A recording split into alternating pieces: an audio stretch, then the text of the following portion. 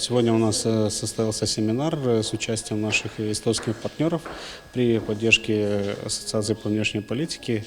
И у нас была возможность познакомиться с программой «Лидер», и программа по продвижению местных инициатив, которая действует уже давно в Республике Эстония. И это программа, которая помогает местным общинам и именно инициативным группам из сельской местности по внедрению определенных проектов для развития, в том числе экономики сельской местности. Это программа, которую мы будем внедрять, в том числе и у нас, она будет внедряться в Республике Молдова, но приоритетным пилотным проектом будет АТО Гагаузия и Тараклия, и при поддержке Европейского Союза. Думаю, что с марта месяца мы эту программу уже начнем внедрять. В Молдове, в том числе и в Гагаузии, местное развитие – это больной вопрос. Есть огромное количество проблем, и иногда мы не знаем, как решить, и даже нет инициативы, и даже нет инструментов для этого.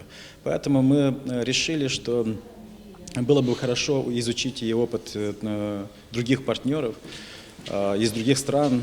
И мы начали очень небольшой проект с эстонскими партнерами и пригласили экспертов из Эстонии в Молдове, чтобы они проинформировали нас об их опыте в этой сфере, в этой области. Так что они приехали в Гагаузию, они очень хотели приехать в Гагаузию, и мы очень рады, что здесь, потому что в марте Евросоюз с помощью программы ПНУД из Молдовы начнут очень большой проект для Гагаузии и для Тараклии, чтобы внедрить лидер-программу по местному развитию у вас и начать потом развивать ее повсюду, по всей Молдове. Мы в Эстонии такие партнерскую принцип пользуемся уже больше 10 лет. Начали такими пилот-проектами.